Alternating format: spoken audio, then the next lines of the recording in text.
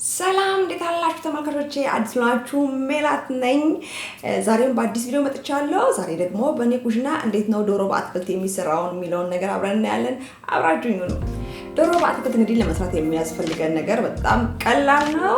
እዚህ ጋር እኔ የዶሮ የደረት ስጋ አዘጋጅቻለሁ። በመቀጠል የአበባ ጎመን፣ ዝኩኒ፣ ካሮት፣ የነጭ ሽንኩርት፣ ሎሚ፣ የስጋ መጥበሻ፣ ቆጭቆጫ፣ ድንብላል፣ ዘይት፣ እርጎ፣ ጨው፣ የተደለዘ በርበሬ እና ቁንዶ በርበሬ ናቸው። በመጀመሪያ እንግዲህ ዶሮአችንን ካዘጋጅናቸው ቅመማ ቅመሞች ጋርና ከእርጓችን ጋር አንድ ላይ ነው የምናደባልቀው። እዚህ ጋር አንድ በደንብ አድርጌ ሰፈር አድርጌ አንድ ሽሮ ማንኪያ እርጎ አዘጋጅቻለሁ። በመቀጠል እዚህ ጋር ድንብላል አለኝ። ድንብላል እንደዚህ ጨምራለሁ። እዚህ ጋር ድልዝ በርበሬ አለኝ። እሱንም እንደዚህ ጨምራለሁ እንደ ፍላጎታችሁ። እኔ በደንብ ሞቅ ሲለው ደስ ስለሚለኝ ነው። እዛ ቁንዶ በርበሬ፣ ጨው፣ እዚህ ጋር እንግዲህ የነጭታችንን እንደዚህ እያጨፈለቅን እናስገባለን ማለት ነው።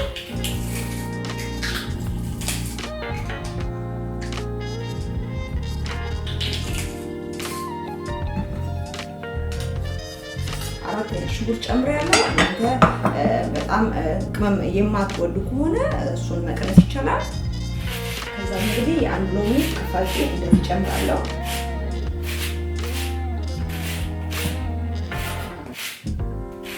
ሎሚውን ውሃ ብቻ ጨምራችሁ ከምትሉት ይልቅ እንደዚህ ቆዳውን ፈቅፍቃችሁ እንዳይመርብን ያጩራት ትደርሱ ቢጫውን ብቻ ብትጨምሩት በእጥፍ የሎሚ ቃና እንዲኖረው ያደርግላችኋል ማለት ነው።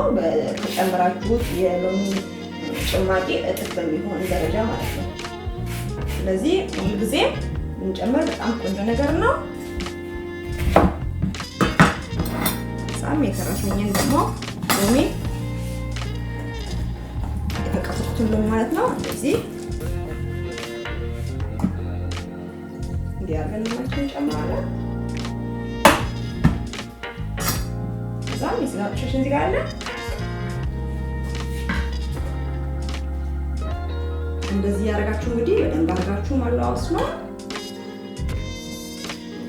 እኔ ለውሱልኛል፣ ይበቃኛል። እዚህ ጋር እንግዲህ መጥበሻ ትጃለው ትንሽ ጋር ልኛል። ስለዚህ ማርቀው ዘይት እንደዚህ ያደርጋለሁ። እዛም ሽንኩርቴን ስጋፈጫለሁ። እንደዳችሁ በእጅም መፍጨት ይቻላል። ስራ ለማቅለል ነው እንደዚህ ማድረገው።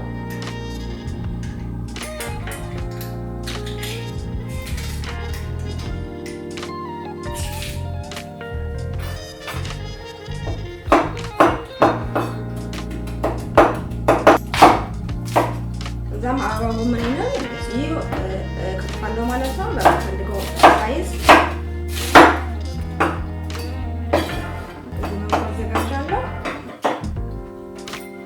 ካሮቴንም እዚህ ጋር እንግዲህ በዚህ መልኩ አዘጋጃለሁ። አበባ ጎመኔ በቅርጽ እያንዳንዱን አበባ ያላደረኩትኝ ቶሎ እንዲበስልኝ ስለምፈልግ ነውና እንደዚህ አነስ አነስ ስለምፈልግ ነው። ካሮቶቹንም እንደዚህ ታደርጋላችሁ። ዝኩኒያችሁንም እንደዚህ አድርጋችሁ ትከትፋላችሁ ወይም ደግሞ ትልጣላችሁ ማለት ነው። ተፈቀፍቃላችሁ። ይበንዲ እንዳለ እንግዲህ ነጭ ሽንኩርቴን ጨምራለሁ።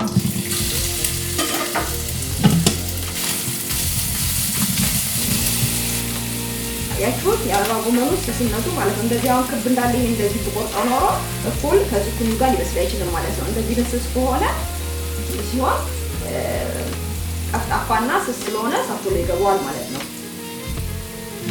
ለዛ ነው እንደዚህ በስስ የቆረጥኩት።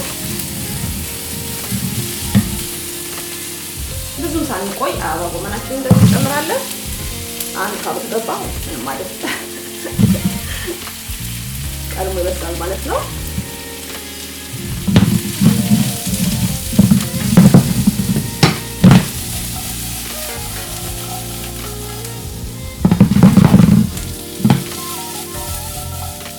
ውሃው ቶሎ ተኖ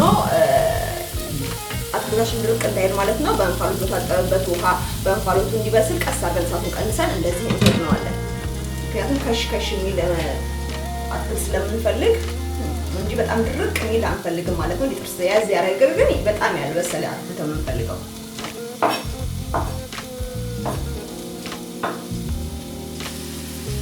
እዚህ መልኩ ሲጠበስልኝ ካሮቴን እንደዚህ ጨምራለሁ። እዚህ ጋር አንድ ነገር ልነግራችሁ እወዳለሁ። ካሮት እንግዲህ ጠንካራ ነው። እንዴት አበባ ጎመኑ ቀድሞ ካሮት እየበሰለ እንዴት ቀድማ ጨመርሽ የሚል ጥያቄ ሊመጣባችሁ ይችላል። ምክንያቱም አንደኛ ካሮቱ እንደዚህ ተፈቅፍቋል በጣም በስሱ። ሁለተኛ ነገር ደግሞ ካሮት በጥሬው እንኳን ቢበላ እንትን ነው በጣም የማይወደድ ነገር አይደለም። አበባ ጎመን ግን በጥሬ መበላት አይችልም። ስለዚህ አበባ ጎመኑ በደንብ መብሰል አለበት። ካሮቱ በደንብ ከሽ እያለ ራሱ ብንበላው ቆንጆ ነገር ነው ብዬ ስለማስብ ነው። ስለዛም ነው እንደዚህ ከአበባ ጎመኑ በኋላ የጨመሩት ማለት ነው። ስለተፋቀም ብዙ ሰዓት አይፈጅም።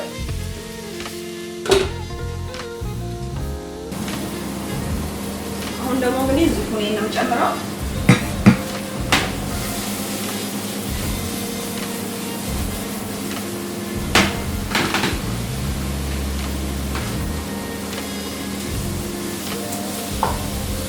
አሁን መልሼ እፈትነዋለሁ እንዳይፈነው እንዳልኩ ማለት ነው። አሁን እየደርሶልኛል ማለት ነው። ማረግም እንደምሰላችሁ ትንሽ ቆንጆ በርበሬ እንደዚህ ብዙ አልጨምርም። እዚህ ጋር ሚስተር ቆቆጫ አለ። በጣም ትልቅ ለውጥ የሚያመጣው ቆቆጫ ነው። ምክንያቱም አይታችኋል እንዴት እንዳዘጋጀሁኝ። ጤና አዳም፣ በሶ ቢላ ሁሉ ነገር አለው። ዝንጅብል፣ ነጭ ሽንኩርት፣ ጨው እዚህ ጋር ጨምራለሁ። አዲስ የሆናችሁ ያላያችሁ የቆቆጫውን አሰራር ሂዱና እዩት። በጣም ቆንጆ ነው። ለብዙ አይነት ነገር ነው የምጠቀምበት።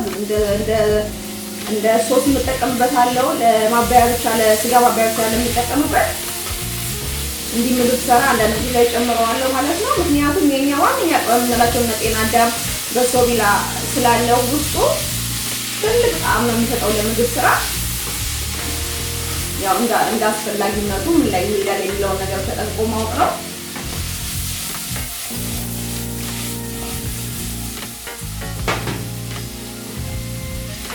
ቆጮ ከጨመራችሁ በኋላ ብዙ ሰዓት ላይ አትተውትም ማለት ነው። እሳቴን አጠፋለሁ። ጨውን እቀምሳለሁ። ጨውን በቂ ነው። ስለዚህ እዚህ ጋር እንገለብጣለሁ ቀይ ላይ ማለት ነው።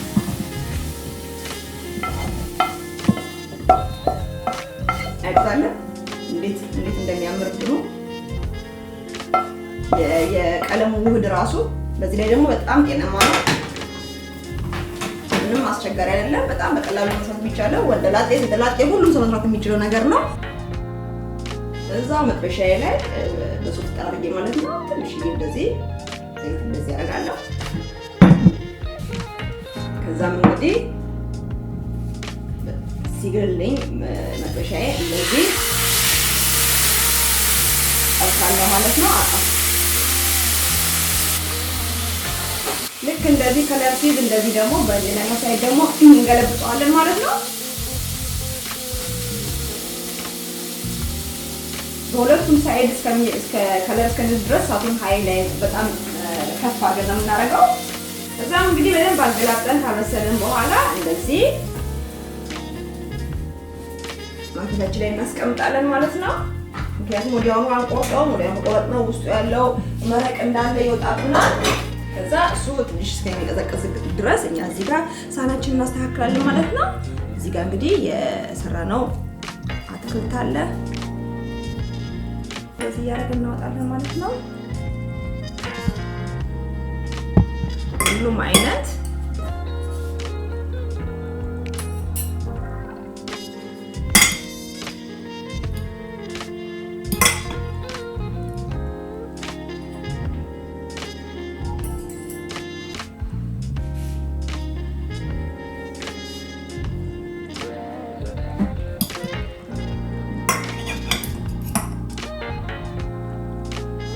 እንግዲህ ነው ብዬን ያስባለሁ። ወይም አንድ እንደዚህ አበባ የምንጨምርበት መሰለኝ ተሻለ። ስናቀርብ ደግሞ ትክክል አድርገን ሁሉም አይነት ከለር እንዲታይ አድርገን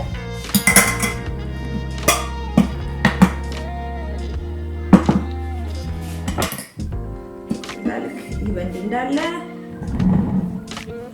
ስጋችንን እንቆርጣለን።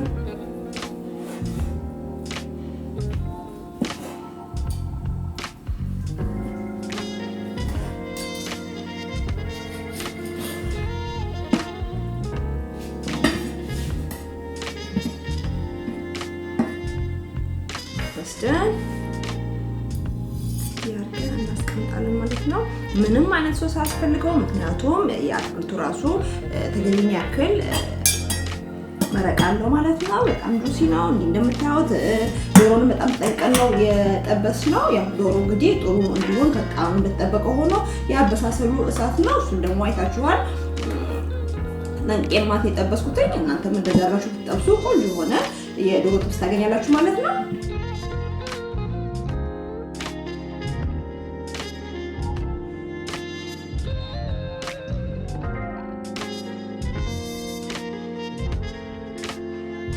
ይሄው እንግዲህ እንደምታዩት እኔ እንደዚህ አድርጌ አቀርቤዋለሁ። አሁን ደግሞ እንግዲህ እንቀምሰዋለን። ተሻለ ከአትክልቱ ጋር አንድ ላይ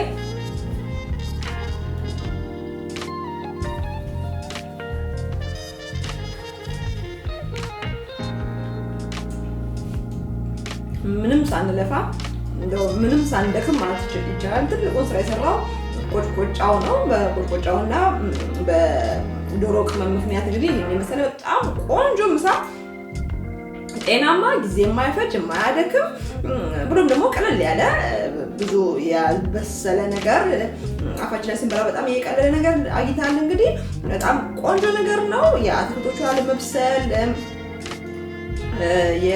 የዶሮ መረቃማ መሆን ልዩ ጣዕም ሰጥቷል። ሁላችሁም እንደምትሞክሩት እርግጠኛ ነኝ። እንደምትሉትም ተስፋ አደርጋለሁ። እኔ በጣም ተስማምቶኛል። ያባላል ደግሞ ቆጭቆጫው። የሆነ ከመናገር ቆጭቆጫ እንደ አዋዜ ብቻ ስጋ ሲኖር መብራት የሌለበት ምግብ ነው ብዬ ነው እኔ የማስበው። ብዙ ነገር ውስጥ ነው የጨምረዋለሁ እንደ ቅመም ማለት ነው። በአንድ ጊዜ ነው ሙሉ ቃናውን የሚቀይረው እና በጣም ጥሩ ነገር ነው ብዬ እመክራለሁ። ይኸው እዚህ ጋርም አበባ ጎመኑ ቅድም እንደዚህ በስሱ የከተፉት ማለት ነው። እንትበሉት በስሏል፣ ግን እንዲህ እንደ ክሬም አይሆንም። በቃ እንደዚህ ይታኛል። እኔ ደግሞ ከድንች በቀር ብዙ አትክልቶች እንደዛ ሲሆን የሚስማማኝ። ስለዚህ እንግዲህ እኔ ተስማምቶኛል እላለሁ። እንደ ሁሌውም ብለው ስሩ፣ ሞክሩ፣ ብሉ ነው። ለዛሬ ያለኝ ቪዲዮ ይሄን ይመስል ነበረ።